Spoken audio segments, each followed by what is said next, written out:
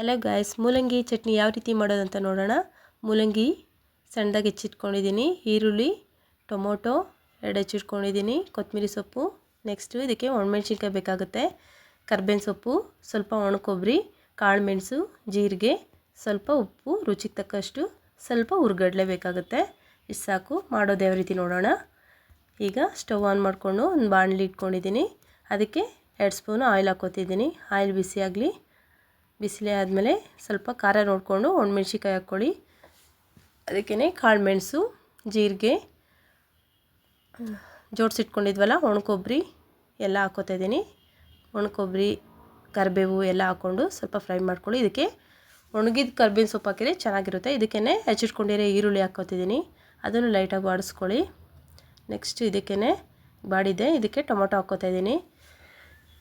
ಟೊಮೊಟೊನು ಸ್ವಲ್ಪ ಬಾಡಿಸ್ಕೊಳ್ಳಿ. ಹೀಗಾಗಿದೆ. ಇದಕ್ಕೆ ಸ್ವಲ್ಪ ಲೈಟಾಗಿ ಉಪ್ಪು ರುಚಿಗೆ ನೋಡಿಕೊಂಡು ಉಪ್ಪು ಹಾಕ್ಕೊಳ್ಳಿ. ಅದು ಸ್ವಲ್ಪ ಟೊಮೊಟೊ ಬಾಡೋಕ್ಕೆ ಈಸಿ ಆಗುತ್ತೆ, ಬೇಗ ಬಾಡಿಬಿಡುತ್ತೆ. ಓಕೆ, ಇದಾಗಿದೆ. ಇದಕ್ಕೇ ಈಗ ಸಣ್ಣದಾಗಿ ಹೆಚ್ಚಿಟ್ಕೊಂಡಿರೋ ಮೂಲಂಗಿನ ಹಾಕ್ಕೊಳ್ಳಿ. ಅದಕ್ಕೇ ಹಾಕ್ಕೊಂಡು ಅದನ್ನು ಲೈಟಾಗಿ ಫ್ರೈ ಮಾಡ್ಕೊಳ್ಳಿ. ಹಂಗೆ ಫ್ರೈ ಮಾಡ್ತಾಯಿದ್ದು ಇದು ರುಚಿ. ಶೀತ ಆದಾಗ, ಜ್ವರ ಬಂದಾಗ ಬಾಯೆಲ್ಲ ಕೆಟ್ಟಿರುತ್ತಲ್ವ, ತುಂಬ ಚೆನ್ನಾಗಿ ಟೇಸ್ಟ್ ಕೊಡುತ್ತೆ, ಊಟ ಎಲ್ಲ ಚೆನ್ನಾಗಿ ಸೇರುತ್ತೆ. ಓಕೆ, ಇದು ಬಾಡಿದೆ. ಸ್ವಲ್ಪ ಇದಕ್ಕೆ ಲೈಟಾಗಿ ಬೆಳ್ಳುಳ್ಳಿ ಹಾಕ್ಕೊಳ್ಳಿ. ಬೆಳ್ಳುಳ್ಳಿ ಮಿಸ್ ಮಾಡಿದ್ದೀನಿ, ಸ್ಕಿಪ್ ಆಗಿದೆ. ಇದರಲ್ಲಿ ಬೆಳ್ಳುಳ್ಳಿ ಚೆನ್ನಾಗಿರುತ್ತೆ ಫ್ಲೇವರು, ಅದಕ್ಕೆ ಹಾಕ್ಕೊಳ್ಳಿ. ಓಕೆ, ಇದು ಬೆಳ್ಳುಳ್ಳಿನೂ ಹಾಕ್ಕೊಂಡು ಒಂದೆರಡು ಸತಿ ಮಿಕ್ಸ್ ಮಾಡಿಕೊಂಡು ಚೆನ್ನಾಗಿ ಬೇಯಿಸ್ಕೊಳ್ಳಿ. ಓಕೆ, ಇದು ಒಂದು 2 ನಿಮಿಷ ಲಿಡ್ ಕ್ಲೋಸ್ ಮಾಡಿದ್ರೆ ಆ ಕಾವಿಗೆ ಚೆನ್ನಾಗಿ ಬೇಯ್ಕೊಳ್ಳುತ್ತೆ, ಹಂಗೆ ಹುರ್ಕೊಂಡಿರುತ್ತೆ. ಓಕೆ, ಆಗಿದೆ ನೋಡಿ. ನೆಕ್ಸ್ಟ್ ಲಾಸ್ಟಿಗೆ ಇದಕ್ಕೆ ಸ್ವಲ್ಪ ಕೊತ್ತಂಬರಿ ಸೊಪ್ಪು ಹಾಕ್ಬಿಟ್ಟು ಸ್ವಲ್ಪ ಹಾಗೆ ಒಂದು 2 ರೌಂಡ್ ಮಿಕ್ಸ್ ಮಾಡಿ ಹಾಗೆ ಇದನ್ನು ಆಗಿದೆ. ಈಗ ಇದನ್ನು ಸ್ಟವ್ ಆಫ್ ಮಾಡ್ಕೊಬಿಡಿ, ಸಾಕಾಗುತ್ತೆ.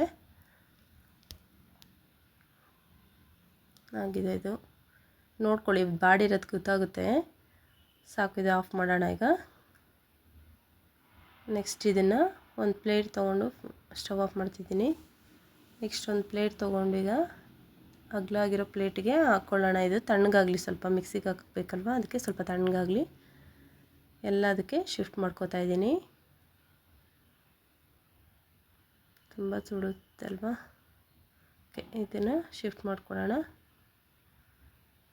ಮೂಲಂಗಿ ಸಾಂಬಾರಲ್ಲಿ ಯಾರಿಗೆ ಇಷ್ಟ ಆಗಲ್ವೋ, ಕೆಲವರಿಗೆ ಇಷ್ಟ ಆಗಲ್ಲ, ನಮ್ಮನೇಲಿ ಇಷ್ಟ ಆಗಲ್ಲ. ಹಾಗಾಗಿ ಆವಾಗವಾಗ ಮೂಲಂಗಿ ಚಟ್ನಿ ಮಾಡ್ತೀನಿ. ಈ ಥರ ಒಂದು ಸರಿ ಟ್ರೈ ಮಾಡಿ, ತುಂಬ ಚೆನ್ನಾಗಿರುತ್ತೆ. ಎಲ್ಲದಕ್ಕೂ ಕಾಂಬಿನೇಷನ್ ಚೆನ್ನಾಗಿರುತ್ತೆ. ರೊಟ್ಟಿ, ದೋಸೆ, ಇಡ್ಲಿ, ಮುದ್ದೆ ಎಲ್ಲದಕ್ಕೂ ಚೆನ್ನಾಗಿರುತ್ತೆ.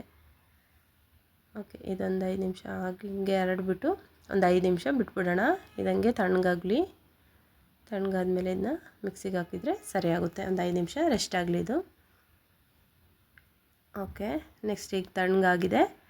ಇದನ್ನು ಮಿಕ್ಸಿಗೆ ಹಾಕ್ಕೊಳ್ಳೋಣ. ಇಷ್ಟು ಒಂದೇ ಸರಿ ಹಾಕೋಕ್ಕಾಗಲ್ಲ, ಹಾಗಾಗಿ ಒಂದು ಅರ್ಧ ಹಾಕ್ಕೊಂಡು ನೆಕ್ಸ್ಟ್ ಇನ್ನೊಂದು ಟೈಮ್ಗೆ ಇನ್ನೊಂದು ಸಾರಿ ಮಿಕ್ಸಿ ಜಾರಿಗೆ ಹಾಕ್ಕೊಳ್ಳೋಕ್ಕಾಗುತ್ತೆ. ಈಗ ಹಾಕ್ಕೋತಿದ್ದೀನಿ. ರುಚಿ ಉಪ್ಪು ಹಾಕಿರ್ತೀವಲ್ವ, ಆಮೇಲೆ ಒಂದು ಸಾರಿ ಟೇಸ್ಟ್ ಮಿಕ್ಸಿಗೆ ಒಗ್ಗರಣೆ ಹಾಕ್ಬೇಕಾದ್ರೆ ಒಂದು ಸಾರಿ ನೋಡಿಕೊಂಡ್ರೆ ಆಗುತ್ತೆ. ಇದಕ್ಕೇ ಸ್ವಲ್ಪ ನೀರು ಹಾಕ್ಕೊಳ್ಳಿ. ನೀರು ಹಾಕ್ಕೊಂಡು ನಿಮ್ಗೆ ಎಷ್ಟು ಕ್ವಾಂಟಿಟಿ ಎಷ್ಟು ಬೇಕೋ ತೆಳುಗೆ ನೋಡಿಕೊಂಡು ಹಾಕ್ಕೊಳ್ಳಿ. ಸ್ವಲ್ಪ ನಾನೀಗ ರುಬ್ಬಕ್ಕೆ ಸ್ವಲ್ಪ ಹಾಕ್ಕೊತಿದ್ದೀನಿ. ಓಕೆ, ಆಗಿದೆ ನೋಡಿ. ಈಗ ನೀವು ನೈಸಾಗಾದ್ರೂ ರುಬ್ಕೋಬೋದು, ತರಿನಾದರೂ ರುಬ್ಕೋಬೋದು. ಅದನ್ನು ಮಿಕ್ಸಿಗೆ ಬರ್ತೀನಿ. ಆಯಿತು. ಈಗ ನೆಕ್ಸ್ಟ್ ಒಗ್ಗರಣೆಗೆ ನೆಕ್ಸ್ಟ್ ಬಾಣಲೆಯಲ್ಲಿ ಇಟ್ಕೊಂಡು ಆಯಿಲ್ ಹಾಕ್ಕೊಂಡಿದ್ದೀನಿ. 2 ಟೇಬಲ್ ಸ್ಪೂನ್ ಆಯಿಲ್ ಹಾಕ್ಕೊಂಡ್ರೆ ಸಾಕಾಗುತ್ತೆ.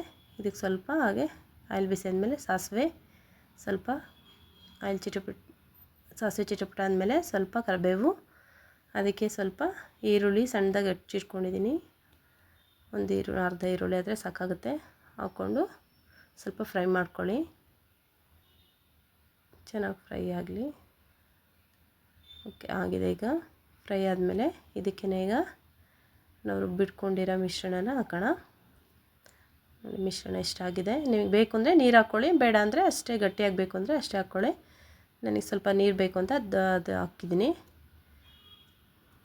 2 ಟೈಮ್ಗೆ ಆಗುತ್ತೆ. ಓಕೆ, ಆಗಿದೆ. ನಿಮಗೆ ನೀರು ನೋಡಿಕೊಂಡು ಈಗ ಸ್ವಲ್ಪ ಉಪ್ಪಾಗಿದೆಯಲ್ವ ನೋಡಿಕೊಂಡು ಹಾಕಿ. ಎಲ್ಲ ಆಯಿಲಲ್ಲಿ ಫ್ರೈ ಮಾಡಿರ್ತೀವಿ, ಹಾಗಾಗಿ ಜಾಸ್ತಿ ಎಣ್ಣೆ ಏನು ಹಿಡಿಯಲ್ಲ.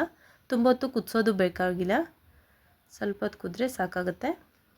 ಓಕೆ ನೋಡಿ, ಮೂಲಂಗಿ ಚಟ್ನಿ ಅನ್ನಿಸ್ತಾನೆ ಇಲ್ಲ, ಕಲರೆಲ್ಲ ಯಾವ ಥರ ಎಲ್ಲೋ ಕಲರ್ ಶೇಡ್ ತಿರುಗಿದೆ. ಓಕೆ, ಆಯಿತು. ಇದನ್ನೊಂದು ಕುದಿ ಬರೋವರೆಗೂ ಚೆನ್ನಾಗಿ ಕುದಿಸಿದ್ರೆ ಸಾಕು, ತುಂಬ ಹೊತ್ತೇನು ಬೇಯಿಸೋದು ಬೇಡ. ಇದು ನೋಡಿ, ಒಂದು ಕುದೀತಾ ಇದೆ, ಸಾಕಾಗೋದು ನೋಡಿ, ಎಷ್ಟು ಘಮ ಘಮ ಅಂತಿದೆ. ಬೇಕಂದರೆ ಇದಕ್ಕೆ ನೀವು ಕೊತ್ತಂಬರಿ ಸೊಪ್ಪನ್ನ ಸಣ್ಣದಾಗಿ ಹೆಚ್ಚಾಕೊಂಡು ಮೇಲ್ಗಡೆ ಉದುರಿಸ್ಕೊಂಡ್ರೆ ಚೆನ್ನಾಗಿರುತ್ತೆ.